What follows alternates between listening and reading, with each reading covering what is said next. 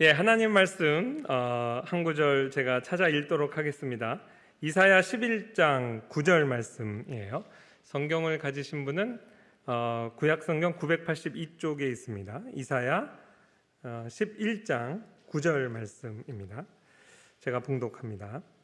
내 거룩한 산 모든 곳에서 해됨도 없고 상함도 없을 것이니 이는 물이 바다를 덮음같이 여호와를 아는 지식이 세상에 충만할 것임이니라. 아멘. 이 말씀에 큰 의미를 두었던 이제 뉴잉글랜드 청교도 이야기 오늘 할 차례예요. 지난 2주간 빠지셨던 분, 혹은 지난 2주간의 강의를 까맣게 잊으신 분을 위해서 1분 리뷰를 하도록 하겠습니다. 한마디로 기대와 실망의 역사예요. 엘리자베스 1세 때, 그 전에 메리 여왕이 레지날드 폴 추기경과 더불어 11월 17일 날 같은 날 죽었다고 그랬죠. 이거야말로 하나님이 살아계시고 우리의 기도를 듣고 영국을 잊지 않으셨다라는 강력한 사인 아니겠습니까? 잔뜩 기대를 안고 해외로 망명했던 800여 명이 돌아왔다고 그랬죠. 기대가 크면 실망도 크죠. 엘리자베스 1세는 더 이상의 교회 개혁을 이제 원하지 않아서요. 로마 캐톨릭으로도 안 가지만 철저한 종교 개혁 정신으로 교회를 새롭게 하지도 않았습니다. 오히려 장로교 운동을 이제 탄압하기도 했죠. 그래서 나온 게 뭐죠? 청교도 설교 운동. 100여 년 이상 지속된 이제 설교 운동입니다. 정부에 기댈 수 없으니 우리가 본질의 승부를 걸자. 그래서 각 교구로 내려가서 종교개혁 신앙으로 무장한 아주 젊은 사역자들이, 말씀의 사역자들이 주로 주일 오후 예배를 말씀의 예전으로 설교했어요. 2-3시간씩 설교하는데 사람들이 듣지 못했던 복음을 듣고 막 변화되기 시작하는 거예요. 그래서 대륙의 그 종교개혁에는 영웅들이 있어요. 루터파의 종교개혁은 마틴 루터, 멜랑톤. 우리 개혁파의 종교개혁의 영웅은 스빙글리, 블링거, 켈빈. 근데 청교도는 영웅이 없어요. 너무 많아서 무리도자를 쓰잖아요. 하나님이 그런 작은 켈빈, 루터와 같은 사람을 수백 명을 이렇게 일으켜 놓는 거예요. 왜 그랬을까? 제임스 1세 스튜어트 왕가로 이제 영국 사회가 변해가면서 그때부터 이제 부글부글 끓는다고 그랬죠. 고향 사람이 더 무섭다고. 스코틀랜드 출신의 스튜어트 왕가 제임스 1세가 1603년에 영국과 스코틀랜드 전체의 왕이 되면서 개신교 교육을 받았기 때문에 얼마나 또 기대를 했겠어요. 노 비숍, 노 킹. 그러면서 나는 이 수장법, 영국 국교회, 그것도 어떻게 보면 개혁자들의 입장에서 봤을 때는 친 로마 교회와 같은 입장을 취하는 거예요. 그래서 실망해서 제임스 1세 때 1620년에 그 유명한 메이플라워 타고 더 이상은 못 견디겠다. 신대륙으로 간 분리주의 청교도가 있습니다. 이들은 영국 국교회에는 희망이 없다. 여긴 거짓교회다 하고 딴 살림을 차린 사람들이에요. 그러니까 분리주의라 그래요. 그래서 이제 이분들이 1620년에 플리머스에 상륙하여 거기서 추수감사절마다 우리가 기념하는 그러한 이제 스토리의 주인공이 됐죠. 그리고 제임스 1세가 1625년에 죽고 그 다음에 이제 비운의 왕 찰스 1세가 정권을 딱 잡았을 때 또 이제 좀 뭐가 바뀌었을까 기대를 하다가 이때야말로 정말 가장 큰 실망을 합니다. 오른팔 역할을 했던 캔터베리 대주교 로드라는 대주교가 전무후무한 박해를 시작합니다. 그래서 요때 이제 청교도 혁명이 일어나죠. 그래서 본토에 남았던 사람은 청교도 혁명을 일으키고 그 청교도 혁명이 일어나기 전에 그야말로 대대적인 청교도의 이주가 시작되는 거예요. 그게 1630년대입니다. 그래서 1630년대에 이제 우리가 아는 그 미국 이전의 뉴잉글랜드 청교도, 보통 우리가 뉴잉글랜드 청교도 하면 이 1630년대에 이동했던 비분리파 회중주의 청교도라고 보통 얘기해요. 비분리파라고 하는 거는 영국 교회는 거짓 교회라고 얘기는 하진 않았어요. 영국 교회에 여전히 희망이 있고 이 영국 교회를 새롭게 하기 위해서 우리가 무언가 역할을 해야 된다. 모델 교회를 우리가 제시해야 된다라는 어떤 사명감을 갖고 이제 이동했던 사람들. 그래서 기대와 실망. 하나님이 모든 시대의 신실한 교회의 신자들의 기도를 그들의 방식대로 들어주시지 않은 것이 기도응답이었습니다. 이들의 기대대로 아마 하나님께서 다 하셨으면 그냥 영국에 머물렀고 오늘날의 미국은 탄생하지 않았을 수도 있어요. 근데 하나님은 더 큰 그림을 그리신 거죠. 그래서 많은 말씀으로 무장한 신실한 당신의 종들을 대서양을 건너서 오늘날의 이제 미국을 이제 건설하도록 하신 겁니다. 자, 이 정도는 이제 우리가 알고 있는데 미국은 이제 청교도의 나라다. 이러한 이야기를 여러분 들어보셨을 거고요. 실제 저희도 이제 아이들을 미국에서 키웠죠. 미국의 역사 교과서에 보면 이 뉴잉글랜드 이야기를 굉장히 중요하게 다룹니다. 근데 이제 제가 사실 원래 미국사를 전공했어요. 신학 공부하기 전에도 원래 미국사를 전공했고 이제 미국에 가서도 뉴잉글랜드 이제 히스토리를 좀 공부를 했는데 제가 처음에 생각했던 것과 좀 다른 내용이 있어서 소개를 합니다. 여러분 1630년대에 대이주가 일어났을 때 사실 유럽에서 이 아메리카 대륙으로 건너갔던 사람들 대략적으로 요 30년 이 한 세대 기간에 여기 보면 21만 4천 명 정도를 잡거든요. 근데 21만 4천 명 중에 절반이 사실 뉴잉글랜드로 간 게 아니라 오늘날의 이제 웨스트 서인도 제도죠. 서인도 제도로 갔어요. 그러니까 가장 많은 인구는 오늘날 그 노스 아메리카하고 사우스 아메리카, 남아메리카, 북아메리카 중간에 있는 캐리비안 그 지역 웨스트 인디라고 보통 해요. 거기에 있는 이제 섬들 지역으로 대거 이주를 했어요. 거기 왜 갔게요? 돈 벌러 갔습니다. 플랜테이션, 어마어마한 농장을 해서 주로 담배 농장, 그 다음에 커튼, 이제 면화 재배하고 잠시 후에는 이제 노예 노동을 들여와서 그 사탕수수 재배하는 농장. 그 당시는 그게 이제 일확천금을 꿈꾸는 거예요. 거기에 큰 농장을 이제 만들고 돈 벌려고 그렇게 해서 인구가 간 거예요. 나머지 절반, 그게 이제 오늘날 미국하고 관련이 있는데요. 나머지 절반에서의 또 절반은 오늘날의 미국 메릴랜드 그 남부 지역 버지니아 이 지역으로 절반이 갔어요. 뉴잉글랜드로 건너간 사람들보다 2배가 이제 갔습니다. 그러니까 거기가 사실은 미국 역사를 공부하면 오히려 중심축을 더 둬야 된다는 거죠. 그리고 뉴잉글랜드로 건너간 사람은 2만 5천 명밖에 안 돼요. 그러니까 전체 이민 인구에서 지극히 일부가 뉴잉글랜드로 건너간 거예요. 이 뉴잉글랜드로 건너간 이민 중에서도 또 하나님을 신실하게 예배한 청교도는 또한 절반. 그러니까 이제 전체적으로 봤을 때는 뉴잉글랜드 청교도의 영향력은 굉장히 미미해야 맞습니다. 그게 원래 맞아요. 그런데 왜 오늘날 미국사를 공부하고 미국 사람들 스스로도 우리의 정체성을 뉴잉글랜드 그 청교도라고 생각할까요? 그 이유는 오로지 그 소수의 사람들만이 우리가 누구고 우리가 여기 왜 왔고 우리의 소명은 무엇이다, 일종의 비전을 이야기하고 우리의 미션, 사명을 얘기하고 무엇이 가치 있는 일이냐, 이런 것을 이야기한 사람들은 이들밖에 없어서 그래요. 나머지 절대 다수는 그냥 돈 버는 데 관심이 있었어요. 그러니 미국이 이제 독립혁명을 하고 자기 나라의 교과서를 써야 되는데 우리의 조상은 돈에 환장한 사람들이었다. 이게 멋이 없잖아요. 실제.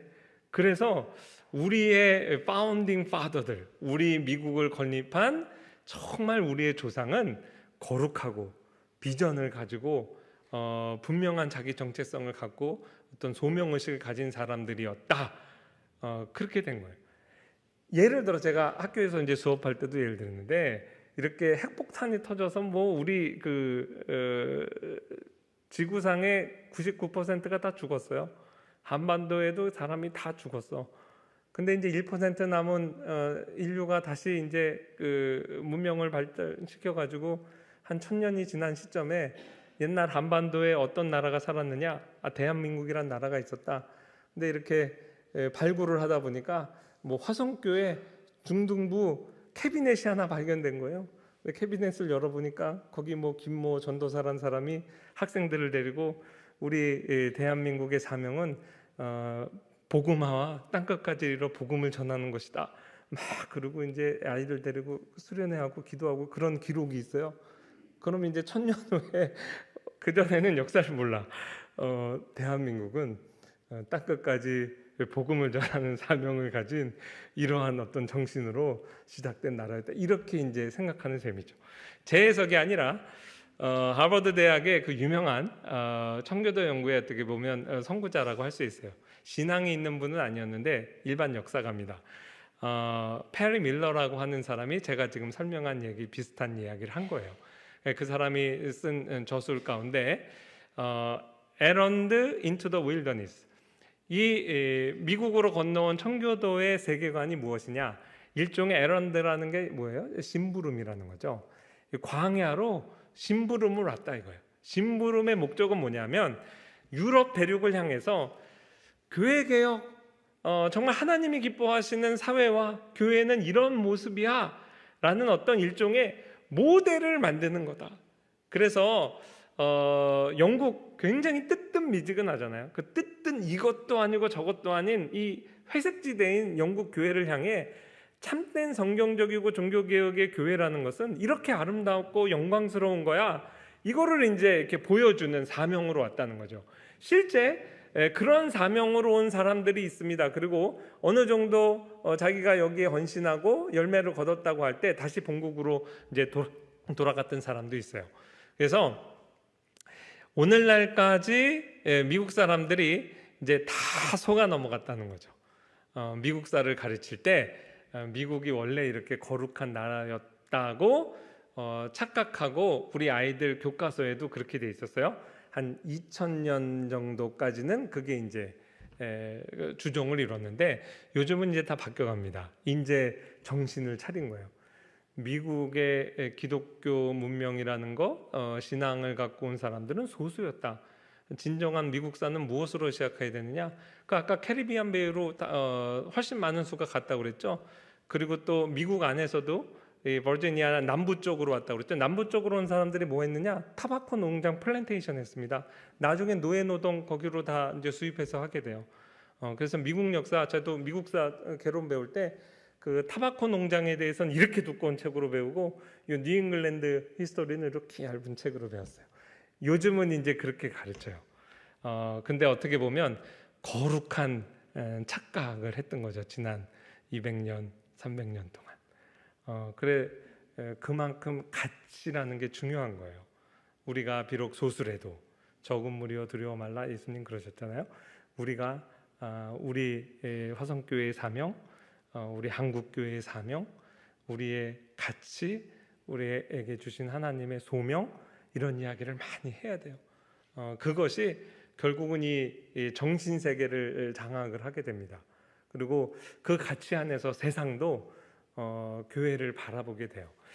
그래서 이제 이 페리 밀러라는 사람이 이렇게 태제를 이야기하고 뉴잉글랜드 역사의 중요성을 얘기해서 그것이 오늘날까지도 이제 미국 역사책에 정말 중요한 위치를 차지하게 됐죠. 또 하나 미국 식민지가 그렇게 보면 뉴잉글랜드라는 식민지 말고 다른 식민지들이 얼마든지 있죠. 먼저 뉴잉글랜드가 개척되기 전에 이미 그 1620년에 플리머스 식민지, 그 메이플라워 타고 온 사람들 이전에 1607년에 제임스타운 식민지가 있어요. 이거는 그냥 영국 국교의 신자들이 오고 그 안에서 이제 영국 국교회나 또 로마 캐톨릭의 그 신자들도 와서 자기들의 마음대로 신앙생활을 했었거든요.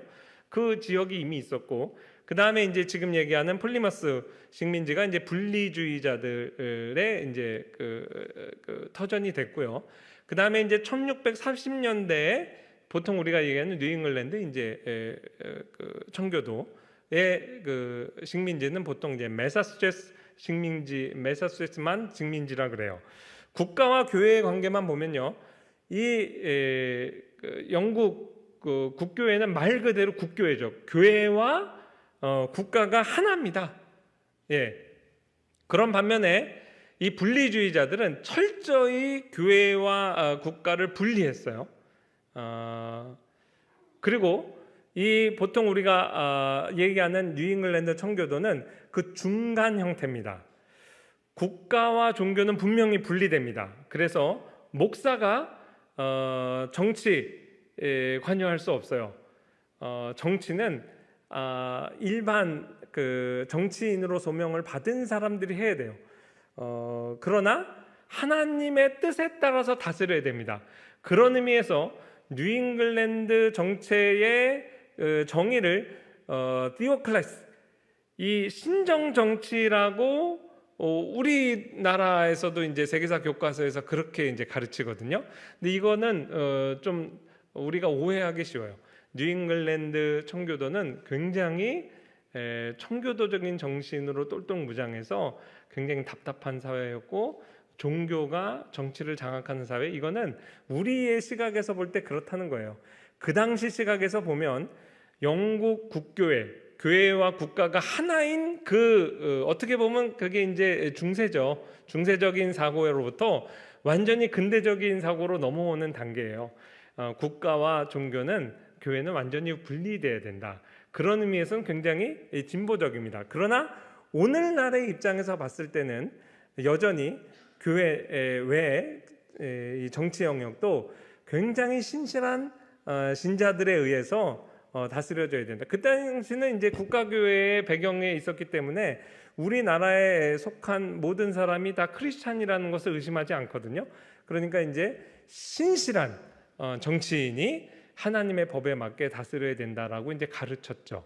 그런 거를 오늘날의 시각에서 봤을 때는 이제 신정통치다 이렇게 얘기하지만, 그 당시 시각에서 봤을 때는 굉장히 진보적인 시각이었고요. 오히려 국가와 종교는 완전히 분리돼야 된다는 것이 어떻게 보면 비건전한 이제 신앙이었어요. 그게 이제 분리주의자들의 주장인데, 오늘날은 어떻게 됐을까요? 오늘날은 이 뉴잉글랜드 청교도의 입장을 더 넘어서 거의 이제 필그림들의 이 국가와 교회는 완전히 분리돼야 된다라는 그쪽으로 이제 다 사회적 합의가 이제 이루어져 가고 있죠. 그런 이제 차이가 좀 있습니다. 뉴잉글랜드로 건너간 청교도의 그 예배당을 보면, 그럼 이제 본토에 있을 때랑 무엇이 달라졌냐면, 아무리 종교 개혁을 해서 강단에서 진리가 선포돼도 예배당은 안 바뀌었어요. 예배당은 옛날 천주교 또는 영국 성공회, 그 당시 예배당 그대로예요. 그런데 이제 옛날에 잔재 보면 성모 마리아상도 있고 성인상도 있고 뭐 로마 캐톨릭의 잔재들이 많죠. 그래서 그 성화상들을 제거하고 그 다음에 화려한 모자이크들을 좀 떼내고, 요 정도 예배당 손을 봤지 예배당의 근본 구조를 이제 바꾸기는 힘들잖아요. 그래서 무언가는 찜찜한 이제 개혁이 됐던 거예요. 그런데 뉴잉글랜드로 이제 건너가서 새롭게 예배당을 만들어야 되잖아요. 그게 이제 지금 여러분 보시는 그림이 전형적인 뉴잉글랜드 청교도 예배당이에요. 그 이전의 예배당하고 한번 비교해 볼까요? 이게 오늘 우리나라에 있는 정동인가에 있는 이제 국교회, 영국 성공의 예배당입니다. 거기에 설계도고요. 로마 캐톨릭보다는 조금 간소화되는 듯하지만 여전히 굉장히 복잡해요. 건물 자체가 십자가 모양의 이제 그 여러 제단도 있고 복잡합니다. 그 안에 이제 자기들의 신학 사상을 잘 펼치는 그런 이제 구조죠. 그거에 비해서 지금 그림 보세요. 뉴잉글랜드로 건너온 청교도가 목숨 걸고 온 사람들인데 돈이 없어서 예배당 저렇게 초라하게 졌을까요? 그 아주 전형적인 단순한 건물에 그냥 하얀 회벽에 뭐 하나가 좀 특징이냐면 창문이 좀 큽니다. 그 창문이 왜 클까요? 창문이 크다는 거는 모자이크 없어요. 햇빛이 그냥 투과하도록 만들었어요. 그 왜 그랬을까요? 예배당을 밝게 하는 이유는 그 밝은 데서 이 성경책 봐야 되기 때문에 그래요. 그래서 이제 그 오후 예배 2시 예배 드렸거든요. 그때도 이제 성경책 이렇게 잘 보이도록 그런 이제 특징 단순하죠. 예배당만 단순한 게 아니라 예배 순서도 굉장히 단순했어요. 그 영국 국교회 로마 캐톨릭은 뺐습니다. 지금 로마 캐톨릭은 워낙 복잡해서 그 영국 국교회만 해도 이제 예배 순서가 이제 굉장히 길어요. 그리고 웨스트민스터 예배 모범에 따른 순서도 많이 간소화 됐지만 오늘날 우리 화성교회 수요 예배 지금 순서에 비하면 좀 있죠. 네, 우리가 이제 웨스트민스터 예배 모범을 따라서 그래요. 그 영국 청교도지만 좀 예전을 더 길게 쓴 좀 예외적인 리차드 백스터라는 사람도 있어요. 제가 그걸 비교를 해봤고요. 그거에 비해서 주일 공예배 11시 예배 근데 우리로는 11시 예배 이제 이쪽 뉴잉글랜드 아침 9시 예배 드렸어요. 그 오전 공예배 순서가 개회 기도하고 성경 봉독과 해설, 시편 찬송, 설교, 시편 찬송, 기도 끝이에요. 굉장히 순서가 단순하죠. 이 순서를 보면 꼭 우리 이제 화성교회 지금 수요예배 순서 정도로 이 순서가 간단한 거 보니까 예배가 좀 짧게 끝났겠죠. 그렇게 생각하시면 안 됩니다. 아침 9시에 예배가 시작해서 한 3, 4시간 예배를 드렸어요. 오후 예배도 그렇고 예배 시간이 굉장히 길었어요. 말씀과 기도 중심의 예배. 그러나 굉장히 단순했다. 단순성. 이 뉴잉글랜드 청교도 주일 예배를 어떻게 드렸는가? 제가 이제 책을 썼어요. 그 일부를 좀 읽어드릴게요. 1641년 뉴잉글랜드 보스턴 주일 아침 주민들은 집회를 알리는 종소리, 옛날에는 북소리였어요. 듣고 가족들과 더불어 마을 중앙에 있는 이제 예배당으로 모여듭니다. 예배는 오전 9시에 시작되었다. 예배를 인도하는 목사가 강단에 나와 개회 기도를 인도하는데 보통 15분 걸렸다. 개회 기도를 15분에 여러분 장로님 기도가 가끔 10분 넘어가면 우리 장로님 오늘 왜 이렇게 길게 하시나. 어떤 목사님은 이렇게 10분이 넘어가면 그 기도하시는 장로님 옆에 서 계신 목사님 제가 알아요. 이렇게. 어떤 분은 이렇게 뒤에서 이렇게 땡긴다 그러고. 근데 이제 개회 기도가 한 15분 했대요. 기도를 마치면 목사나 교사 중 한 사람이 앞으로 나와 성경의 한 장을 봉독한 후 회중이 잘 알아들을 수 있도록 말씀을 풀어 설명한다. 성경책이 너무 비쌌어요. 종교개혁이 일어나도요. 루터의 이제 1522년에 신약성경 한 권, 구텐베르크 활판 인쇄 이후에 성경 가격이 6분의 1로 떨어지고 엄청 싸졌는데도 노동자 1년 연봉 정도 됐거든요. 그러니까 보통 사람이 집에 성경을 소유한다는 건 이제 거의 불가능하죠. 그래서 원래 개혁교회 종교개혁이 일어난 다음에도 주일날 와야 성경을 이렇게 읽는 거예요. 그래서 이제 그날 설교 본문과 상관없이 구약 한 장 읽고 신약 한 장 읽고 이게 보통 이제 교회 전통인데 뉴잉글랜드는 좀 달라요. 뉴잉글랜드로 건너오는 17세기 되면 비로소 한 가정에 성경 하나씩 다 보급됩니다. 그래서 이제 구약 하나 신약 하나 아니고 그냥 한 장 정도 예전에 그래도 이것도 좋은 전통이니까 그렇게 읽었어요. 성경 주회가 끝나면 7위 장로들 가운데 한 사람이 나와 시편 찬양을 인도한다. 다시 목사가 강단에 서서 약 한두 시간 정도 한두 시간 설교를 한다. 한 2시간 정도 설교한 것 같아요. 설교 후에 모든 회중이 시편 찬양을 함께 부른다. 그날의 설교자가 아닌 다른 목사나 교사, 여기 교사는 이제 오늘날 저와 같은 신학 교수입니다. 이제 협동 목사가 나와서 한참 동안 평균 60분에서 90분 정도 설교 이상의 길이로 목회 기도를 인도하고 축도함으로 예배를 폐회한다. 제가 읽은 이렇게 사료 보면 9시에 예배 시작했는데 적어도 12시 반에 설교를 끝내줘야 그래야 또 점심 준비하고 2시 예배 드리지 않냐. 그래서 목사님들의 자성 움직임 최소한 12시 반에는 설교를 끝내자. 그때가 벌써 예배 시작한 지 3시간 반 됐던 시점이에요.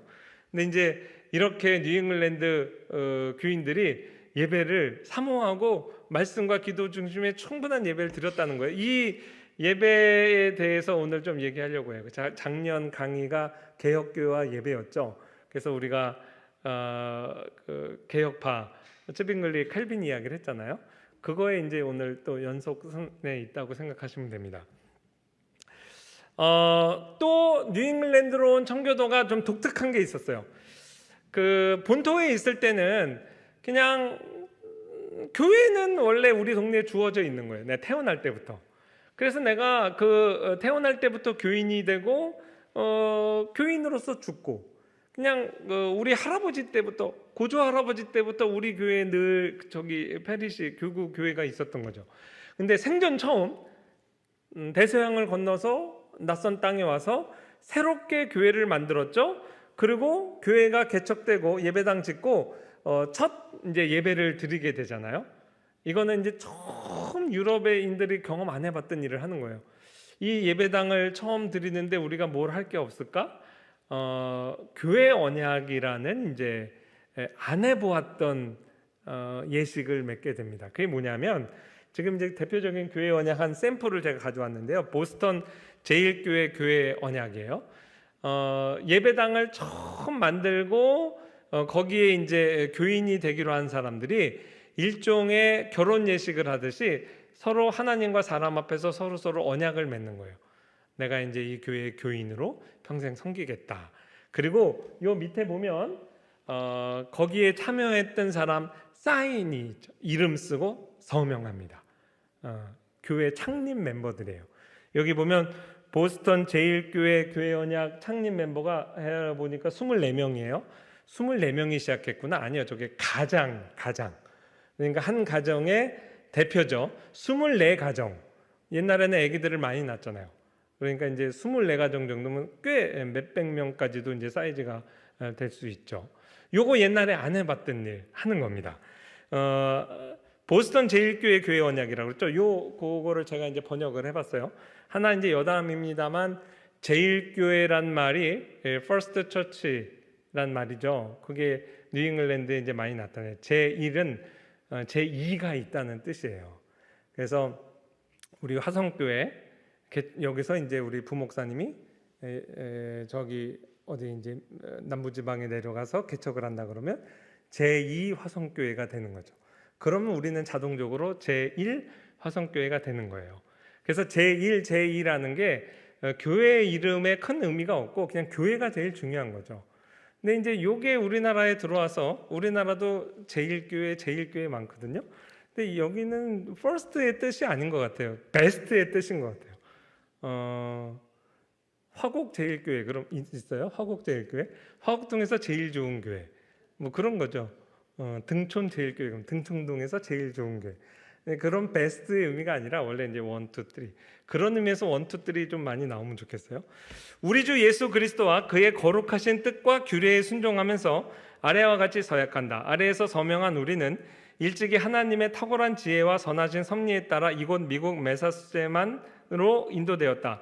우리는 우리 자신을 서로 연합하여 우리 주 예수 그리스도를 머리로 삼는 하나의 회중 혹은 교회, 이 교회는 주님께서 친히 구원하시고 성화시킴으로 주님 스스로 머리가 되신 것이다 를 이루기를 소원하며 다음과 같이 엄숙하게 또한 그의 가장 거룩하신 존전 앞에서 경건하게 약속하는 바이다. 곧 우리는 복음의 규칙을 따라 또한 그의 거룩하신 규례를 모든 성실함으로 신종하면서 하나님께서 베풀어 주실 은혜를 따라 최선을 다해 피차 서로를 사랑하고 존중하며 우리의 모든 삶의 길에서 함께 동행하기로 서약한다. 뭐 서약 내용은 뭐 그렇게 별다른 게 특별한 게 없어요. 그냥 서약을 한다는 것 자체가 이제 의미가 있는 거죠. 일종의 결혼식 비슷하다 그랬죠. 동거하는 관계도 사실 사실혼의 관계로 인정받을 수 있지만 좀 더 공개적으로 결혼 예식을 올리는 거죠. 그래서 우리는 화성교회 교인이 되기로 서약하는 서약식을 하는 거예요. 그래서 이 교회의 언약이라는 거는 이제 예전에 경험하지 못했던 걸 하기 때문에 오해도 이제 많이 받았어요. 너희는 왜 우리가 안 하던 일을 하냐? 너희 혹시 신천지로 가더니 뭐 신천지에 빠진 거 아니냐? 뭐 이렇게 이제 본토에서도 의심해서 논쟁도 일어나고 그랬습니다. 이 교회 언약을 가지고 제가 논문을 썼어요. 그 이제 교회 언약이 생각보다 그렇게 많이 제가 공부할 때만 해도 연구가 안 돼서 어쩔 수 없이 이제 처치 커버넌트라는 것 자체에 이제 그 정의를 제가 이제 내렸습니다. 제 책에서. 크게 보아 이제 세 가지가 있어요. 뭐냐면 오늘날 이제 뉴잉글랜드 지역에 가서 미국 독립혁명 일어나기 전부터 있었던 전통 있는 교회들 있죠. 그 교회의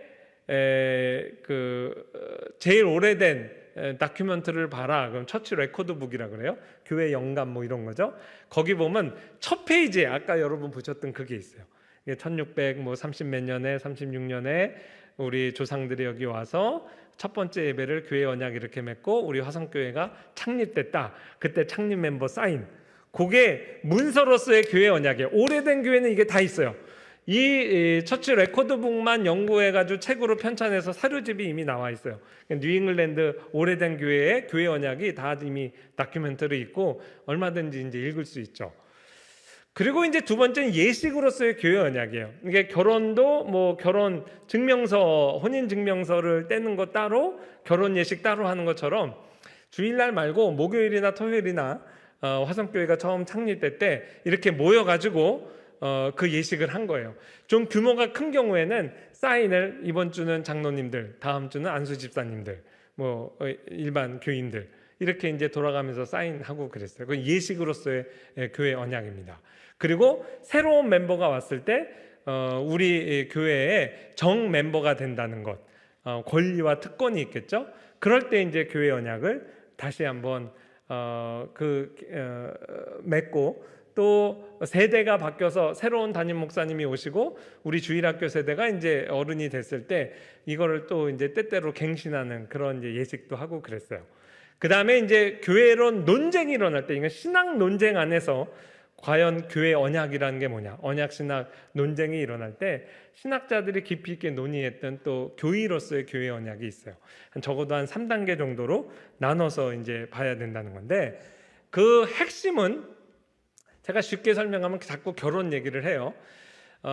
언약을 맺은 다음에는 공적인 행위가 되는 거예요.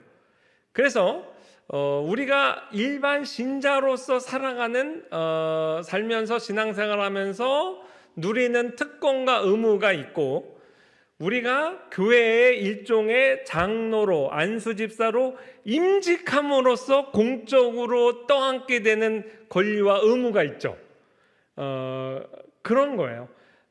동거할 때와 결혼 예식을 딱 올리는 순간 국가가 개입하게 되죠. 법적인 서로 도덕적 책임뿐만 아니라 법적인 책임도 지는 관계. 그것처럼 교회 언약을 맺어서 공적으로 우리가 한 화성교회라는 이름으로 딱 그 관계를 맺게 될 때, 목사는 목사로, 장로는 장로로, 집사는 집사로, 또 일반 성도는 성도로 각자의 고유한 권리와 의무를 행사하게 됩니다. 그래서 일반 신자일 때의 행위와 교회의 공적 행위로서의 행위를 이제 구분하게 하는 것이 이제 교회 언약의 어떻게 보면 핵심적인 기능이라고 볼 수 있어요.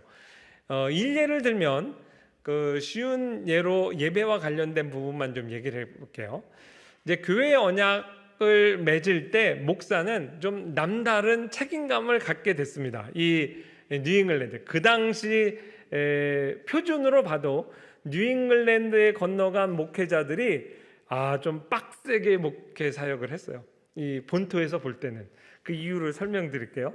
설교 이게 이제 제가 논문을 썼던 토마스 후커 목사님의 1647년 6월 20일 날 로마서 1장 18절 말씀을 갖고 한 이제 설교 노트예요. 이분의 노트가 아니라 이분이 설교할 때 맨 앞자리에서 이제 열심히 설교를 받아 적은 매튜 그랜트라는 집사님, 농사꾼이었는데 설교 들을 때마다 이렇게 노트한 그 노트가 이제 남아 있어요. 그러니까 제가 논문 쓸 때 이런 것들을 제가 보면서 이제 논문을 썼습니다. 시대가 좋아져서 옛날에는 이제 아카이브라는 데를 가서 하루에 뭐 2시간만 연필 들고 사진도 못 찍고 상하니까 베껴오고 이렇게 바로 제 위 선배들까지는 공부했는데, 제가 딱 유학 왔을 때 이 모든 옛날 사료들이 다 디지털로 바뀌었어. 디지털로 하게 돼가지고 그 협회 가입만 하면 공짜로 아주 좋은 화질로 이걸 다 다운로드 받을 수 있었어요. 그래서 논문 좀 편하게 썼죠. 요즘 공부하기 아주 좋습니다. 근데 이 매튜 그랜트 집사님의 그 조그만 설교 노트인데 저렇게 빽빽하게 적었잖아요. 저거 다 해독이 가능해요. 가만히 보면 다 읽을 수 있습니다. 페이지를 보면 하나, 둘, 셋, 넷, 다섯, 여섯, 일곱, 여덟, 아홉, 11페이지 정도. 첫 번째 거는 이제 제가 좀 확대한 거 중복이에요. 여러분, 저도 매주 설교 노트 하거든요. 예전에 섬겼던 교회 목사님이 좀 설교 길게 하셨어요. 그래도 한 4, 50분 설교를 하는데 4장, 설교 노트 4장, 4장 반, 요 정도면 늘 소화가 돼요. 근데 이 11페이지 정도 분량이라 그러면 제가 볼 땐 한 2시간 정도 설교 분량이에요. 그러니까 설교를 꽤 길게 한 거죠. 그 다음에는 충격받지 마세요. 1638년 10월 4일 추수감사주의 설교. 우리 하성교회도 추수감사주의라면 주일학교 아이들 발표회도 하니까 그나마 짧게 하는 설교 더 짧게 해야 되잖아요. 이날 토마스 후커 목사님 31페이지 설교. 아무리 빨라도 3시간 반 정도 했던 것 같아요. 제가 김남준 목사님께 직접 들었는데, 김남준 목사님 아세요? 청교도직 설교하신다고 그래서 이제 그 열린교회 유명한데 저한테 그러셨어요. 자기가 한번 필 받아가지고 쫙 설교를 간 적이 있는데 그때 4시간 넘게 했다고. 그 목사님도 대단하고 교인도 대단해요. 그래서 이제 아주 예외적이죠. 근데 이 당시는 이렇게 이제 설교를 실제 주일날 길게 한 거예요. 그리고 그거를 이제 열심히 받아줬고, 설교도 제가 이제 다 원문 가지고 있어요. 그렇게 보면 주의 설교, 쉽지 않은 설교인데 이거를 그 교인들이 이제 알아들었다는 것도 참 놀랐습니다. 오늘날 청교도 박사 논문 쓰는 사람들이 주로 뭘 보냐면, 저도 이런 청교도가 남긴 설교문 보거든요. 그리고 진짜 놀랄 거는 딴 게 아니고 이 설교를 원고 없이 하셨다는 거예요.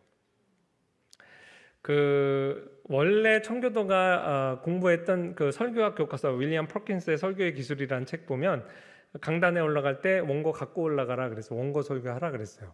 근데 이제 물론 뉴잉글랜드 토마스 후커뿐 아니라 다른 목회자들도 원고를 다 씁니다.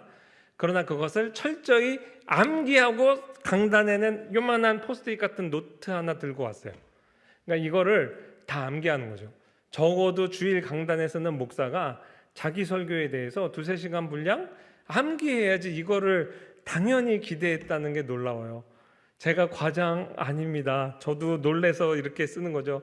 19세기에 커튼 매서라는 사람이 유명한 뉴잉글랜드 이제 청교도입니다. 그 청교도 후예죠. 자기 조카 나타니엘 매서가 목사 안수를 받았어요. 그래서 축하 메시지를 보내면서 그 서신에 이렇게 되어 있습니다. 한 가지 너에게 당부할 말을 잊었다.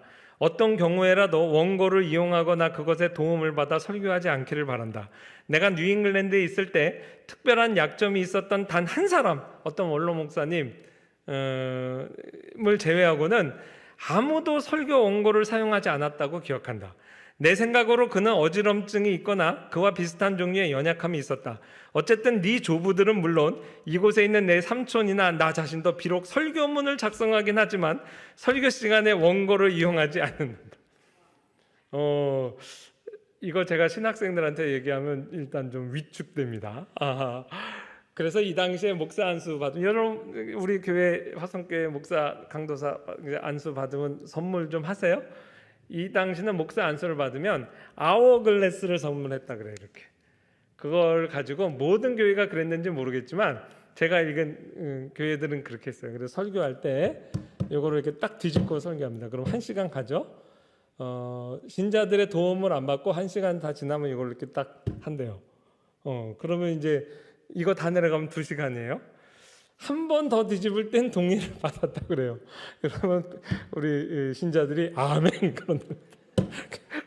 좀 설교 좀 짧게 하라고 하는 것도 이제 한 2시간 이상은 이렇게 한 거죠. 옛날 사람들은 머리가 똑똑해서 암기했을까요? 그렇지 않아요. 제가 공부했던 그 토마스 후커 목사님이 그 미국 민주정의 기초를 놓은 사람으로 정치인으로도 알려져 있는데, 저는 그분이 정치인이 아니라 그냥 목회자다라는 걸 주장하고 있어요. 그리고 실제로는 이제 제가 주장하던 게 먹혀서 요즘 그 교과서도 조금씩 그렇게 바뀌어 가는데, 우리 아이들 교과서에도 토마스 후커 목사님이 이제 커네티컷 기본법을 만들 때 그 뒤에 이제 역할했던 그 당시 당대에 뉴잉글랜드를 대표하는 이제 지식인이었거든요. 근데 이제 이분이 신실한 신학자면서 또 목회자였어요. 오늘날 예일대학교 이제 보스턴에서 밑으로 내려면 예일대학이 있죠. 그 밑에 커네티컷을 개발한 분이에요. 예. 그래서 보스턴에서부터 이제 자기 그 신자들하고 같이 내려와서 커네티컷주 오늘날에 거기를 이제 개척을 했죠. 그리고 이분이 어느 날 보스턴에 올라갔어요. 야, 그 유명한 그 우리나라로 이야기하면 이제 박윤선 목사님 같은 분이 보스턴에 온 거죠. 그래서 보스턴 교회에서 오후 예배 설교를 부탁했다고. 그러니까 토마스 호커 목사님이 오후 2시 설교를 시작하는데, 여러분 그럴 때 있잖아요. 너무 잘 준비됐지만 막상 시험장 가서 머리가 백지장처럼 되는 현상. 설교 시작한 지 한 8분 됐는데 설교 온 걸 다 까먹은 거예요. 그 버벅대기 시작했어요. 정식으로 사과했습니다. 제가 준비가 좀 부족해서 저에게 좀 시간을 주시면 제가 옆방에 가서 좀 다시 정리를 해가지고 오겠습니다. 그래서 그 보스턴 교회 교인이 30분 찬양 부르면서 기다렸어요. 그래서 토마스 호커 목사님 옆방 가가지고 다시 설교 온 거 정리해가지고 와서 한 2시간 이제 설교하셨습니다. 옛날 사람들도 힘들었다고요. 그런데 적어도 한 지교의 목사로 하나님의 말씀을 대언하고 쓸 때 그 정도 각오하고 한 거죠.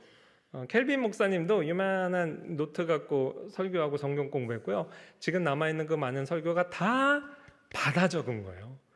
그래서 그 받아 적은 거가 지금 노트가 돼서 우리한테 지금 남아있지, 실제 강단에 거의 암기해서 이렇게 가르친 내용이 굉장히 많습니다. 우리에게 주는 도전이 사실 좀 커요. 19세기 연구가 앨리스 어리라는 사람이 이런 연구물을 남겼어요.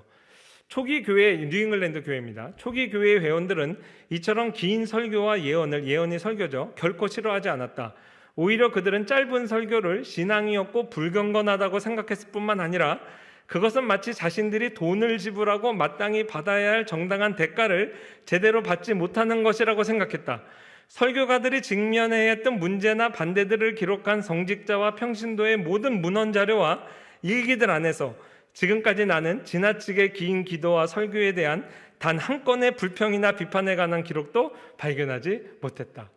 주일날 목사님이 오늘 설교를 1시간만 하고 끝냈다 그러면 교인들이 막 부글부글 끓는다는 거지. 마치 돈 빚진 거 받으러 온 사람이 절반만 받은 것처럼. 난 하나님의 말씀을 더 듣고 싶단 말이에요.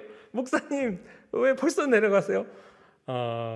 우리 선배들이 그렇게 달랐어요. 제가 미국에서 주일학교 사역할 때 이 내용을 우리 주일학교 교사들하고 좀 나누고 제가 흉내 한번 내보겠다 그랬어요. 제가 전공이 청교도 또 설교도 하고 그러니까 토마스 호커 목사님 설교문도 나눠주고, 내가 딱 이런 식으로 여러분의 조상들이 들었던 설교 한번 카피해 보겠다. 그래서 설교문을 하나의 긴 설교를 작성을 했죠. 그리고 무조건 하면 안 되잖아요. 또 예배 주일날 순서도 있고. 무조건 30분 되면 딱 끊었어요. 그리고 그 다음 주 하고 그 다음 주 하고, 그렇게 해서 10주 설교를 했는데도 다 한 걸 못했다니까요.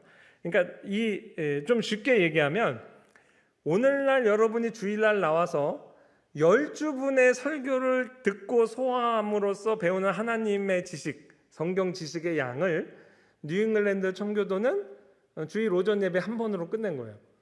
그게 누적이 된다고 생각해 보세요. 1년 55주. 얼마나 하나님 말씀에 해박하겠어요. 그러니까 농사짓는 매튜 그랜트 집사님 같은 분도 그 어려운 설교, 오늘날 박사 논문 제가 쓰는 그 설교로 다 받아줬고 이해하고 사료로 남긴 거 아니에요. 그런 시대가 있었어요. 말씀에 대한 목마름, 정말 수백 년 동안 교회에 나와도 하나님 말씀을 듣지 못했던 그거에 대한 반작용이라고 할까? 그런 사모함이 있었어요. 이게 이제 한 1.5세대 정도 갑니다. 한 50년 정도는 미국의 뉴잉글랜드 처음에 이렇게 이제 예배를 드렸던 거예요. 성례도 마찬가지입니다. 오늘날 성례 참여하면 억지로 참여하는 사람도 있죠. 그러나 이분들은 이것을 자기 이제 특권이라고 생각한 거예요. 그래서 일반 신자로서 여행하다가 다른 교회 가면 신자로서 그 교회 성만찬 오늘 한다 그러면 참여할 수 있어요. 그걸 참여하지 못하게 했다라는 오해를 받았거든요. 왜냐하면 교회 정회원 제도 이런 거를 이야기하니까 우리는 그런 거 경험하지는 못했는데 교회에 무슨 정회원이 있냐? 화성교회 정회원제도 있어요, 없어요? 있죠. 뭘 보면 알 수 있어요? 주일학교 교사 아무나 해요? 세례교인만 하죠. 성가대 아무나 해요? 세례교인 하죠. 그게 일종의 정회원입니다. 교회의 치리에다 참여하고 투표권을 갖고 이런 것들이 이제 뉴잉글랜드에 와서 시작된 거고, 그 전에는 그냥 처음부터 국가교회, 태어나면서부터 나는 이 교회 교인이고 죽을 때도 이 교회 교인이고, 그래서 이제 오해도 많이 받았는데 오해라는 거예요. 실제 다른 이웃교회 가도 거기에서 신자의 특권으로 그 교회에 이제 성만찬 참여해요. 이 처치 파워라는 건 뭐냐면 공적인 아까 행위라고 그랬죠. 이 교회 장로가, 예전에 장경재 목사님 계실 때 장로님이 여행하다가 다른 교회 오면은 막 야단치셨어요. 아니 장로님이 본교회 주일날 출석해야지, 막 이제 그거 생각하시면 돼요. 우리 교회의 회원으로 교회 언약까지 맺었는데 성수주일 안 하고 막 딴 데 놀러 갔다가 골프 치러 갔다가 그 근처 교회 가가지고 했다 그러면 이제 이 우리 교회에서 치리할 수도 있는 거죠. 치리할 수도. 근데 여행 중에 있는 뭐 유럽에서 건너온 여행자가 왜 당신 우리 교회에 와서 이렇게 하느냐고 그 사람을 우리가 치리할 수는 없어요. 왜냐하면 우리와 교회 언약을 맺은 우리 교인은 아니기 때문에. 이제 그런 차원에서 성례도 이제 아까 일반 신자로서의 행위와 또 공적인 교인으로서의 이제 행위, 그거를 이제 구분한다. 그랬어요. 아까 기도, 왜 이렇게 기도가 긴가 제가 이제 설명드릴게요. 교회 언약을 맺었다는 것은 회중이 이 교회의 기도에 참여합니다. 어떤 방식으로 참여하냐면 읽어 드릴게요. 설교와 더불어서 공예배의 가장 큰 부분을 차지했던 것이 바로 기도 순서였다. 설교의 경우와 마찬가지로 공기도에 있어서도 회중의 참여가 눈에 띄었다. 1시간 이상 길게 진행된 공기도, 이건 아까 이제 목회기도, 주일 설교 끝나고 다른 목회자가 나와서 이제 목회기도를 인도합니다. 그날에 이게 보통 이제 1시간 막 이렇게 진행됐거든요. 길게 진행된 공기도의 내용은 감사, 고백, 간구, 중보, 봉헌 등의 5가지 요소를 포함했는데 이 가운데 특별히 중보기도 순서는 회중의 참여를 보장했다.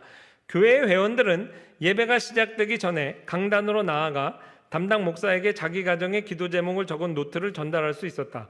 목사는 성도의 기도 제목들을 그날의 중보기도 가운데 포함시켰다. 아마도 이것이 공예배의 기도가 길어지도록 만든 중요한 요소들 가운데 하나였다고 판단된다. 이거는 이제 그 당시 뉴잉글랜드를 여행했던 유럽에서 넘어온 이렇게 여행자들의 여행 기록에 남아 있는 걸 저도 봤어요. 그러니까 이제 뉴잉글랜드로 갔더니 야, 거기는 참 주일날 예배 시간도 길고 예배 참 별나게 드리더라 이러고 이제 여행하는 사람이 일지를 쓴 거예요. 뭐가 인상적이었냐면 주일날 9시 예배인데 갔더니 강단에 목사님도 없는데 그냥 교인들이 쭉 여기서 줄을 서 있어. 손에 종이 하나씩 들고. 그게 뭔가 봤더니 주중에 성경책 하나씩 들어갔다고 그랬죠. 청교도 가정 예배 시작된 거예요. 그래서 우리 가정 예배 드리고 우리 가정의 기도 제목. 큰 놈이 이번에 군대 갑니다. 둘째 놈이 이번에 수능 봅니다. 우리 뭐 아내가 이석증에 걸렸습니다. 뭐 이런 거. 저는 대상포진 걸렸습니다. 이런 거 이제 다 저희 가정 얘기. 이런 기도 제목을 가지고 여기 이렇게 강단에다 올려놓는 거죠. 그럼 예배 시간에 그게 이렇게 쌓여 있어요. 그럼 이제 목회 기도할 때 우리 교인 가정의 기도 제목을 그날의 중보 기도에 포함시켜서 기도하는 거예요. 그러니까 이렇게 생각하시면 돼요. 여러분 소그룹 다 리더 해보셨죠? 오늘 한마디씩만 얘기합시다. 그러고 10명 우리 구역원들 한마디씩 시키면 1시간 금방 갑니다. 한마디만 하기로 했는데 다 10마디씩 하니까 금방 가죠. 똑같아요. 우리 한 가정의 기도 제목을 쭉 하면 다른 사람들이 기도할 때 그걸 잘 듣습니다. 왜냐하면 우리 가정의 개인적인 기도 제목도 전체 교회 공예배의 기도 제목이 되니까 얼마나 감격스러운 거예요. 그리고 교제가 이루어지는 거예요. 기도하면서. 아, 김 집사님 가정에 저런 문제가 있구나. 저기 박 집사님네 가정 아이가 벌써 이제 커서 수능 가는, 여기는 또 시집 가는구나. 뭐 이런 이제 얘기들을 알게 되죠. 그래서 길어지는 거예요. 그래서 목사님들이 남긴 전을에 보면 아이고 오늘도 20가정은 내가 기도해야 되는데 24가정이라고 그랬지 않을까? 20가정은 내가 기도를 해야 되는데 7가정 기도하는데 40분이 가서 중단했다 뭐 이런 게 아쉽다. 그러니까 경쟁이 붙어가지고 아침에 일찍부터 와서 이제 그거 싸놓고 하는 거죠. 예배가 여러분 이렇게 보면 말씀도 사모하고 기도도 사모하고 이런 시절이 있었어요. 여러분 어떻게 해서든 예배 시간 뒷좌석에 앉으려고 그러고 축도하면 얼른 도망가려고 그러고 찬양 부르자 그러고 찬양도요 제가 참 재밌었습니다. 16세기 아니 종교개혁이 일어나면서 회중 찬양 부르기 시작했잖아요. 중세 시대에는 그냥 수사들 뭐 앞에 정말 노래 잘하는 사람들이 하면 그거 다 예배 드리는 거 구경했어요. 그러다 종교개혁자들이 하나같이 찬양은 우리의 건데 회중 찬양이 시작된 거예요. 우리가 음악 교육은 못 받았어도 좀 음악적으로는 좀 힘들어도 회중이 입을 벌려 찬양한 거지. 그게 종교개혁의 정신입니다. 그런데 이제 뉴잉글랜드에 건너와서 지금 17세기잖아요. 17세기 후반에 되면 찬양대가 처음 도입되기 시작해요. 왜냐하면 회중 찬양 음악 우리는 내가 노래를 못한다 그래도 잘 생각해 보세요. 유치원부터 초등학교 6년, 중학교 3년, 고등학교 3년 근 10년 넘게 음악 교육을 받았어요. 그런데도 이렇게 노래를 못하잖아요. 그런데 옛날 사람들은 아예 음악 교육도 안 받았다고. 그런 사람들이 어떻게 그 음을 잘 맞춰서 하겠어요. 그러니까 옛날 교회 우리 선배들도 이제 찬양에 좀 은사 있는 사람 갖고 찬양대를 처음 만들기 시작한 거예요. 각 교회마다 난리가 납니다. 이거 누가 반대했을까요? 성직자와 일반 신자, 평신도 별로 안 좋은 말이죠. 그냥 일반 신도와 성직자들의 의견이 달랐어요. 누가 반대했을 것 같아요? 개혁주의로 무장한 성직자들이 반대했을 것 같죠? 아니에요. 주로 성직자들이 도입하자고 일반 평신도가 신자들이 찬양대 도입 절대 반대. 왜 그랬을까요? 왜 우리 찬양을 뺏어가냐? 한 장이라도 우리가 부르겠다. 뭐 찬양 하나님이 뭐 노래 잘하는 사람 찬양만 듣냐? 제가 이렇게 좀 은혜를 받았어요. 예배의 모든 순서에 신자들이 사모함으로 그렇게 말씀, 기도, 찬양 이렇게 사모하는 거예요. 그러니까 그런 분위기 속에서 목사님들이 2-3시간 설교를 한 거라고요. 그래서 제가 이거 이렇게 얘기하면 보통 설교를 길게 하시는 분들이 참 은혜를 받아요. 목사님들이 그렇지. 저도 아마 영향을 그게 받은 것 같아요. 이게 줄이려고는 잘 안 되고 제가 이렇게 짧게 하면은 진짜 마땅히 돈 빚진 걸 갚아야 되는데 절반만 갖고 온 느낌. 근데 옛날 이 선배들 이야기를 이렇게 들어서 그런 것 같아요. 이 부분이 제일 오해를 많이 받은 부분인데 너희 교회 뉴잉글랜드 교회의 정회원이 돼서 교회의 치리에 참여하려면 반드시 거듭남의 증거를 가져와야 된다며. 근데 이렇게 얘기한 거는 다 본토에서 오해한 다큐멘트들이고요. 실제 뉴잉글랜드에서는 이전에는 안 했던 일을 해요. 뭐냐면 예전에는 다 국가교회니까 낙하산식으로 담임 목사가 내려온다고요. 정부에서 임명해서 내려와요. 근데 이제는 우리가 목사님들을 모셔야 되잖아요. 그래서 목사님들을 공동의회에서 모시고 청빙하고 투표를 해야 되는데 분별력이 없이 어떻게 우리의 죽고 사는 문제, 영적인 꼴을 제공할 사람을 판단하겠어요. 그러니까 적어도 투표권을 행사한 사람은 분명한 신앙이 있는 사람이어야 한다. 세례교인, 물론 그때 유아세례를 다 받으니까 세례교인뿐 아니라 입술로 자기 신앙을 고백할 수 있는 사람이어야 한다. 그게 입교 아니겠어요? 그래서 성만찬도 사실 그렇게 해서 스크리닝을 하는 거죠. 그렇게 생각하면 오해할 게 없는데 안 하던 일을 하니까 이제 많이 오해를 한 거죠. 그래서 회심 체험을 간증하는 게 목표가 아니라 내 자신의 입술로 자기의 신앙 고백을 하는 사람들이 투표권 가져야 된다. 회원권을 가져야 된다. 이런 이제 일을 한 거죠. 그래서 결코 회중 앞에서 자기 신앙을 고백하는 것 자체도 분리주의와 이게 달라요. 제세례파위가 달라요. 외면 언약일 뿐이다. 사람의 마음은 사람이 모르죠. 입으로 고백한 외면적인 고백에 근거해서 성례는 주는 겁니다. 비록 신천지가 왔어도 누가 알아요? 나 예수 믿습니다, 세례교인입니다 하면 그거 믿고 성례에 참여하게 하는 수밖에 없죠. 우리가 취조를 어떻게 해라, 특별한 영분별의 은사가 있어서 이 사람 아니다 하는, 하나님이 들춰내시기 전까지는 사람은 모르죠. 그래서 그 입술의 고백을 외면 고백으로 본 거예요. 정말 이 사람이 가라지냐 알곡이냐는 하나님만 아신다. 그래서 교회에서의 언약 행위, 이런 고백 행위 자체를 필요 이상의 의미를 절대 부여하지 않았습니다. 그러나 그럼에도 외면적으로 내 신앙을 내 입술로 고백하는 것은 굉장히 중요하다. 그래서 핵심은 자기 자신의 말로 고백하는 것, 이게 이제 중요한 것이죠. 이 교회 언약에 관한 이야기를 하면서 늘 저도 궁금했던 게 뭐냐면, 성경적인 근거가 없다라는 생각을 저도 처음에 했어요. 논문 쓰기 전에는. 그래서 이제 고신에 계신 어떤 교수님도 교회 언약 다 좋은데 그게 성경의 근거가 없잖아요. 이제 그래서 저도 이제 그런 줄 알았는데 켈빈의 다 후예들이에요. 성경하고 무관하게 없는 일을 했겠어요. 자기들 나름대로는 철저하게 성경 해석으로부터 이 일들을 했습니다. 그래서 성경을 제대로 해석했느냐 이렇게 이제 우리가 물을 수는 있어도, 성경과 무관하게 뉴잉글랜드 청교도가 교회 언약을 도입했다 이렇게 얘기할 수는 없어요. 예를 들면 뉴잉글랜드 청교도가 이런 교회 언약 제도를 시작할 때 중요하게 근거 구절로 삼았던 몇 구절을 소개할게요. 에스겔서 43장 11절 보면 에스겔 환상 가운데 하나님께서 예루살렘 교회의 모습이죠. 교회의 모습을 이제 이상적인 교회, 새 언약 시대의 교회의 모습을 환상 중에 보여주시면서, 만일 그들이 자기들이 행한 모든 일을 부끄러워하거든 너는 이 성전의 제도와 구조와 그 출입하는 곳과 그 모든 형상을 보이며 또 그 모든 규례와 그 모든 법도와 그 모든 율례를 알게 하고 그 목전에 그것을 써서 그들로 그 모든 법도와 그 모든 규례를 지켜 행하게 하라. 앞으로 새 언약 시대가 되면 교인들이 그냥 무식하고 수동적인 자세로 남아있지 않고 교회의 법도와 치리와 이 모든 것을 보고 쓰고 안다, 이렇게 이제 해석을 한 거예요.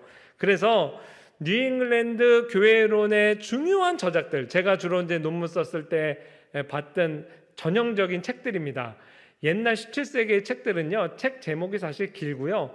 그 제목 안에 주요 주장하는 바가 들어있는 경우가 있어요. 그리고 이 책은 주로 이제 신학 저술이기 때문에 핵심적인 성경 구절들을 이렇게 책 표지에 씁니다. 근데 거기에 아주 자주 등장하는 성경 구절이 방금 읽었던, 여기도 이제 에스겔 43장 10절, 이거 우리 읽었던 말씀이고요. 이것도 이제 존 노턴의 라틴어로 쓰여진 교회론 이제 변증서예요. 근데 거기도 에스겔서 43장 이 말씀을 인용했어요. 이 외에도 이런 식으로 자주 등장한 말씀이 하박국서 2장 14절, 이는 물이 바다를 덮음같이 여호와의 영광을 인정하는 것이 세상에 가득함이라. 앞으로 메시아의 시대가 오면 물이 바다를 덮음같이 여호와의 영광을 인정하는 것이 세상에 가득하겠다. 병행구절로 이사야서 말씀은 우리가 지금 읽은 말씀이죠. 내 거룩한 산 모든 곳에서 해됨도 없고 상함도 없을 것이니 이는 물이 바다를 덮음같이 여호와를 아는 지식이 세상에 충만할 것입니다. 이거를 이 당시 청교도가 주의 깊게 본 거예요. 왜냐하면 종교개혁이 일어나서 강단이 회복됐어요. 이제 여기서부터 진리가 선포됩니다. 그런데 여전히 중세시대나 오늘날 시대나 변하지 않은 게 있다. 여전히 회중이 무식해. 그 회중이 하나님 말씀을 잘 몰라. 그리고 여전히 수동적이야. 이게 성경의 예언서에서 이상적인 교회의 모습을 그려낸 것과 상당한 차이가 있다고 본 거예요. 그래서 물이 바다를 덮음같이 여호와를 아는 지식이 세상에 충만한다고 했으니, 지금 우리 교회의 상태가 목사들만 똑똑하지 일반 교인들이 하나님의 말씀을 많이 아느냐? 잘 모른다. 그의 말씀을 가르치자 한 거예요. 그래서 이 개혁교회 전통에 있는 교회들이 주일날 예배드리고 끝납니까? 주중에 계속 성경 공부 개설하죠. 게다가 개혁주의 무슨 신학, 우리 화성교회도 열심히 가르치잖아요. 이게 다 우리 화성교회가 왜 이렇게 특별해? 그거 아니에요. 원래 그런 거예요. 원래 이 예언에 기초한 거예요.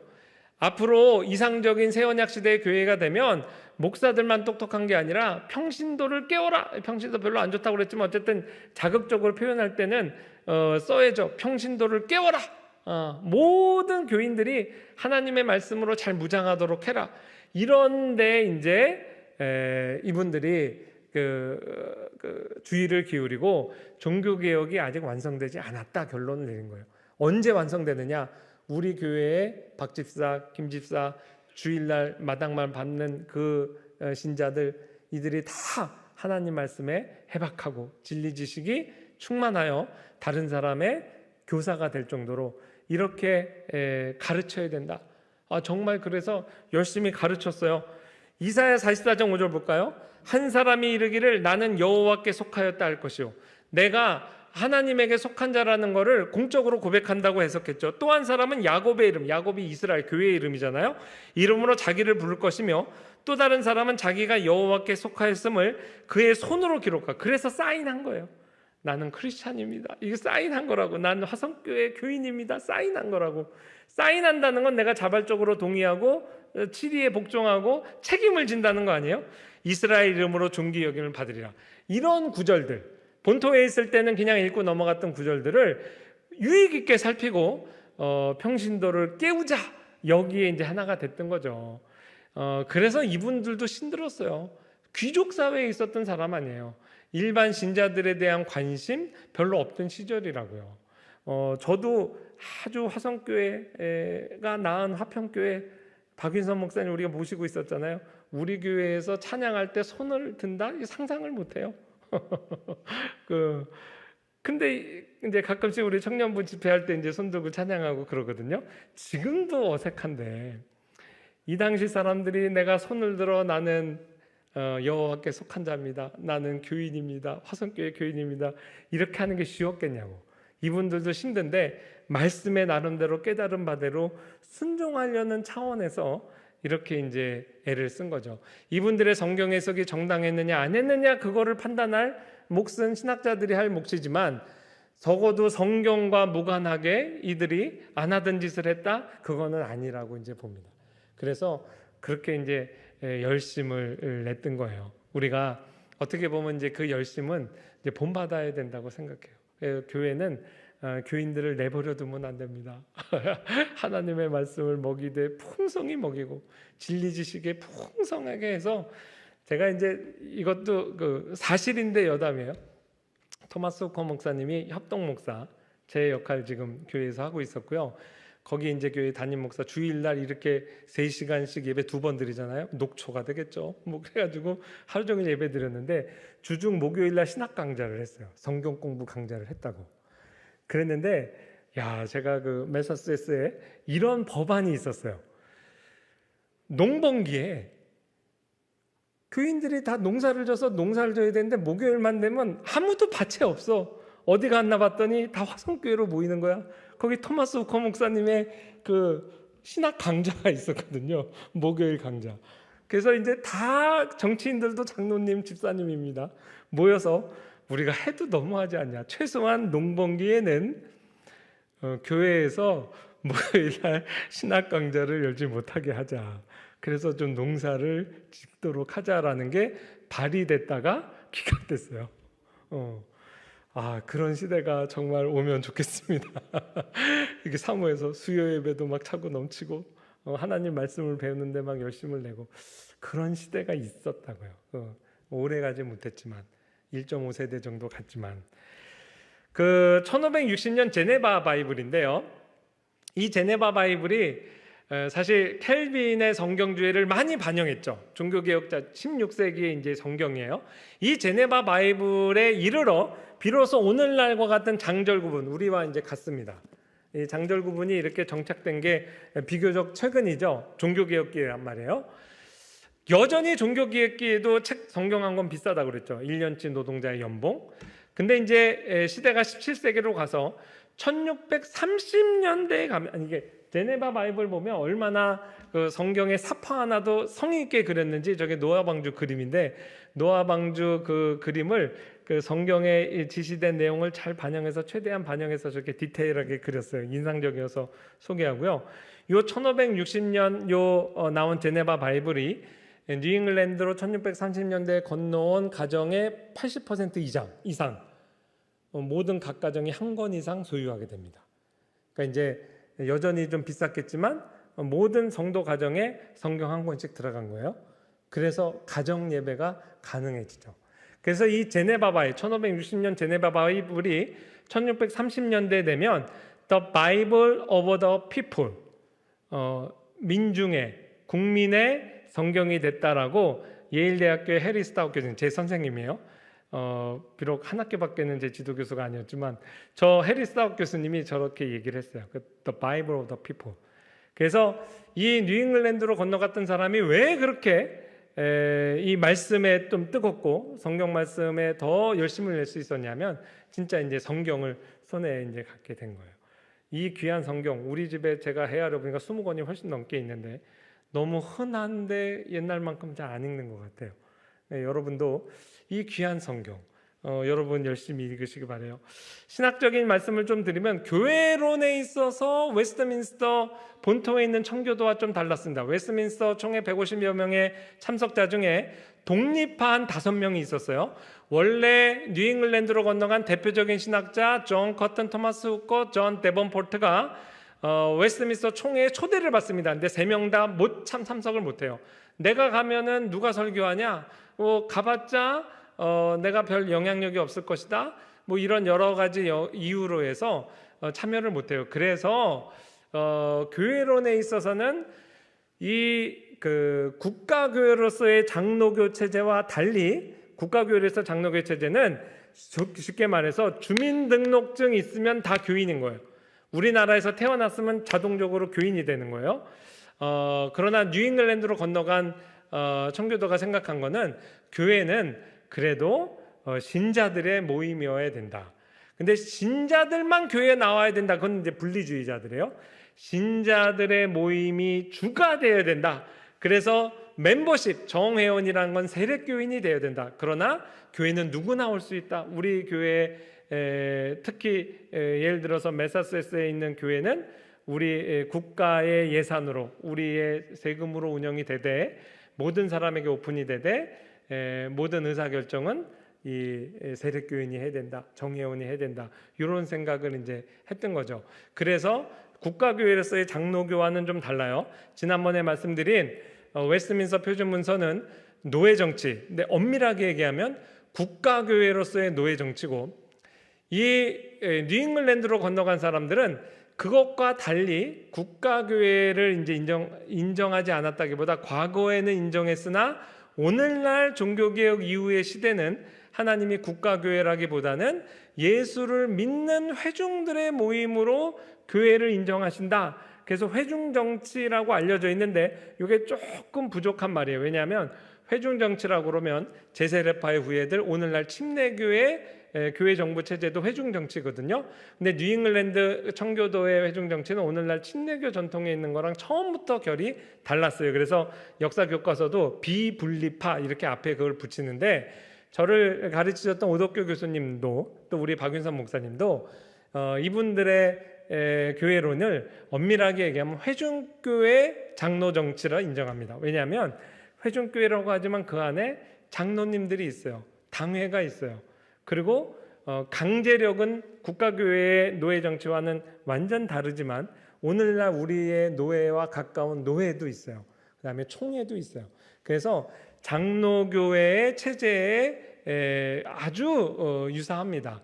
그러면서 의사결정을 공동위의 의견을 묻는 것, 이것이 이제 기존의 국가교회로서의 장로교회와 좀 달라서, 장로교만 성경적인 교회론이 아니고 이러한 우리의 형태가 지극히 오늘날 시대에 하나님이 성경에서 예언하신 이상적인 교회 정부의 체제다.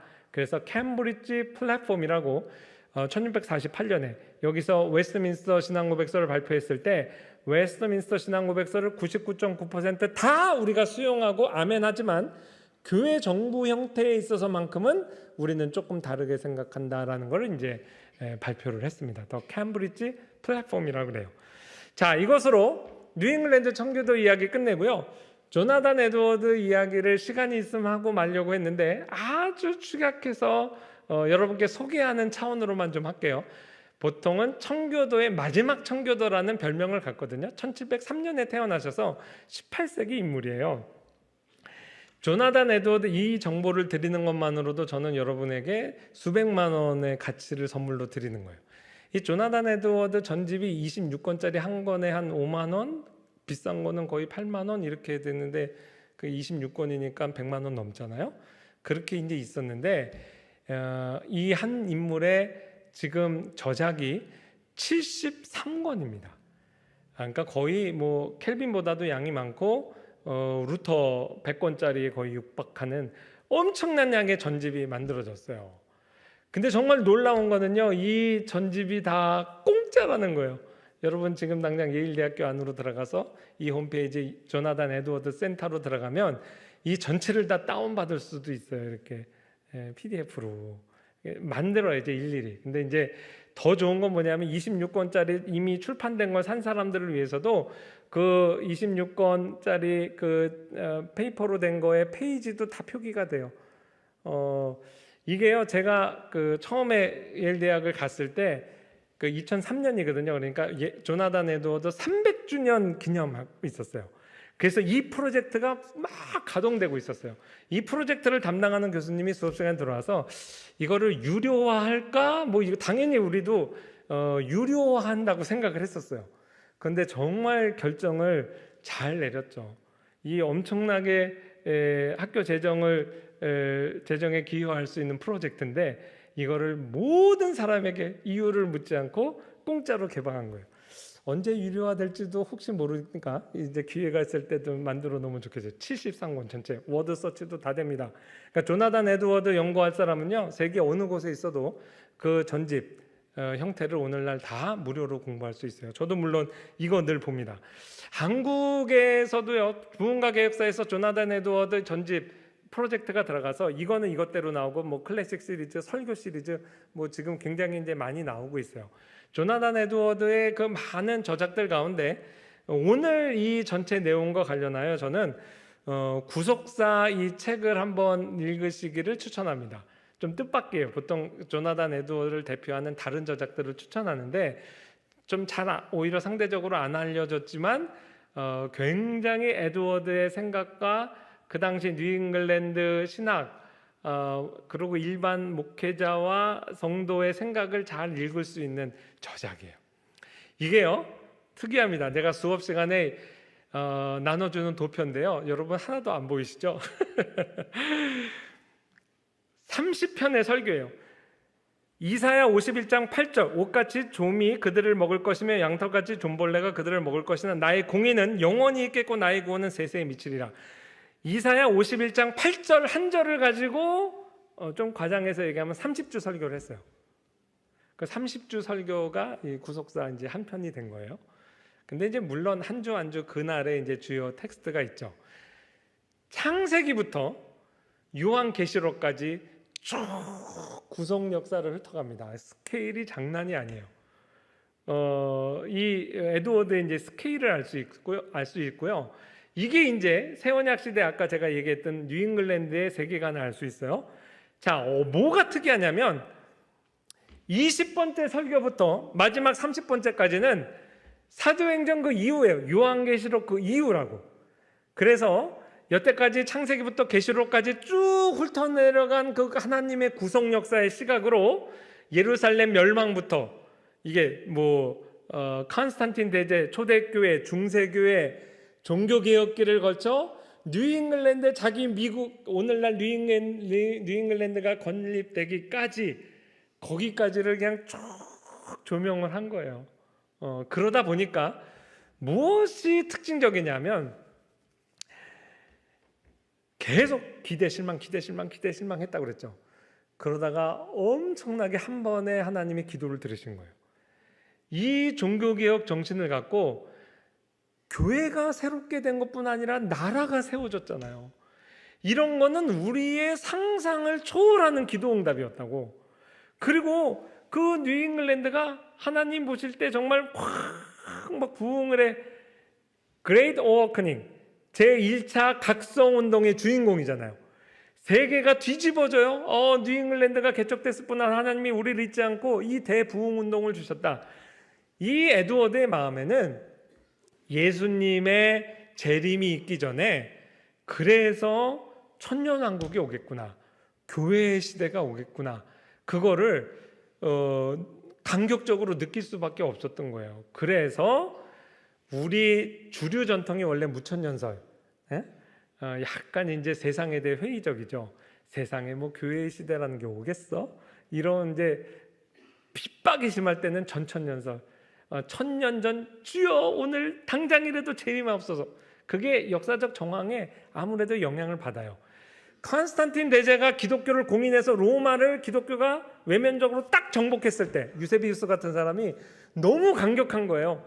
그런 때 예수님 재림 전에 교회의 시대, 천년왕국 시대가 온다. 후천년설적인 그 종말론이 힘을 받습니다. 그때 한번, 이때 한번 그래요. 그랬다가 오늘날 미국 보면은 아유 교회 시대가 만약 미국도 망하겠다 이런 생각이 드니까 그런 얘기가 이제 쏙 들어가죠. 그러나 그 역사적 현장에 살았던 사람들은 굉장히 흥분했다고요. 아 정말 마치 오늘날 한 50년 지난 시점에서 전 세계 3분의 1 장악하는 이 아랍 사람들이 자기들의 대표들이 수장들 시아파 순위파가 다 모여가지고 우리가 성경을 다시 해석해 보니 예수 그리스도가 선지자뿐 아니라 메시아가 맞다. 그래서 이슬람이 한 번에 다 메시아닉 아랍 그 무슬림으로 전향한다고 생각해 보세요. 우리가 상상도 못하죠. 그렇게 되면 아마 후천년설이 다시 힘을 받을 겁니다. 그런 거였어요. 그러니까 신학적으로는 균형을 좀 상실했다 이렇게 이제 비판도 받지만 그 당시 역사적 정황에는 그럴 수 있어요. 그래서 에드워드 생각에 우리 미국이 마지막 시대의 이스라엘이다 이런 얘기도 했어요. 그리고 인디안들에게도 복음이 막 전해질 거다. 인디안들 동양인 아니에요? 그래서 인디안들에게 복음만 전해질 것이 아니라 앞으로 시대에는 인디안 출신 신학자들이 성경을 논하고 신학을 강론할 것입니다. 이렇게 에드워드가 얘기했어요. 그 예언이 성취됐어요. 저를 보세요. 그들이 볼 땐 저 인디안이지 동양인 인디안 어느 정도는 이러한 이제 스케일을 갖고 하나님의 구속사를 이해했다고요. 이걸 이해해야 돼요. 그러고 나야 이제 에드워드의 다른 작품들 이해를 합니다. 뭐 이거는 이제 넘어가고 보통 부흥론으로 유명하잖아요. 그래서 무엇이 참 성령 은사 체험한 게 아니다, 무엇이 참 은혜가 아니다라는 지표들을 쭉 얘기했는데 우리 학생들도 그거 외우다가 그냥 시간 다 보내요. 근데 더 중요한 거는 무엇이 참된 회심의 증거요 성령의 역사의 증거냐. 대표적인 5가지 얘기했어요. 아주 구구절절히 옳습니다. 예수님을 높이고 그에 대한 바른 신앙 고백. 내가 정말 성령의 은사를 체험했다 하고 막 신비 체험을 얘기했는데 가만히 듣고 나니까 그래 너 잘났다 이렇게 결론이 나면 그거는 성령이 주신 체험이 아니라는 거예요. 반드시 올바른 체험을 했다는 것은 예수님만 높이게 돼 있어요. 그 바른 신앙 고백, 죄에 대한 각성과 회개, 그 다음에 성경을 존중하고 확산시켜요. 뭐 직통 계시 받았다는 사람이 다 모든 공통점이 성경을 중요하게 생각 안 하고 자기가 받은 계시가 중요하다고 생각합니다. 역사 속에서 다 그랬어요. 근데 정말 참된 은혜를 체험했다면 하나님의 계시 말씀 성경을 중요하게 생각하게 돼 있어요. 4번째, 건전한 교리. 화성교회에서 열심히 전통적인 교리 공부하잖아요. 이것과 부합하는 그러한 이제 신앙을 고백하게 된다. 그리고 마지막 사랑의 열매, 하나님 사랑하고 사람을 사랑한다. 이게 핵심이고요. 요게 이제 기도 합주에 하나 더 추천합니다. 얇은 책이에요. 오늘의 주제와 아주 맞습니다. 에드워드가 부흥운동을 경험하고 구속 역사 갖고 설교만 하고 끝난 게 아니라 이렇게 하고 나서 보니까 땅끝까지 복음을 전해줘야 되고 이 복음의 시대가 교회의 시대가 오기 위해서 우리가 반드시 해야 될 일이 있다. 기도해야 된다 그랬어요. 그래서 원래 에드워드가 시작한 게 아니라 스코틀랜드 목회자들이 시작한 그 기도 합주회, 말 그대로 concert in prayer, 그러니까 마 오케스트라 합주회처럼 전 세계의 교회들이 하나님 나라가 이루어지고 이 땅에 복음이 땅끝까지 전해지고 이 교회가 부흥하는 걸 위해서 막연하게 있지 말고 우리가 세계적으로 모여서 기도를 해야 된다 그랬어요. 오늘날 WCC 운동하고 얼마나 달라요. 전 세계가 모여서 교회가 할 일은 선교와 부흥과 이 새롭게 됨을 위해서 하나님 나라를 위해서 모여서 같이 기도해야 된다는 거예요. 기도 합주회. 그리고 실제 그 일에 헌신했어요. 그래가지고 스코틀랜드 목회자하고 오늘날식으로 얘기하면 우리가 뭐 매일 11시 밤에 기도합시다. 뭐 주기적으로 모여 기도합시다. 땅끝까지 선교를 위해 기도합시다. 그래서 이 기도를 이렇게 하기 시작한 운동이 일어나서 결국 이 책이 잉글랜드에서 출판돼서 윌리엄 캐리에게 전달이 됩니다. 그래서 에드워드의 이 기도 합주의 결과로 이 사람은 18세기 사람이잖아요. 19세기 그 위대한 선교의 시대가 열리는 거예요. 이 영향을 받은 스코틀랜드, 미국이죠. 그때는 벌써 독립혁명이 일어났으니까 수많은 선교사들이 우리 조선까지 들어온 겁니다. 그냥 온 게 아니에요. 이 한 세기에 걸친 그 전에 기도운동이 있었어요. 여기에 앞장섰던 사람이죠. 이 스케일이 장난이 아니에요.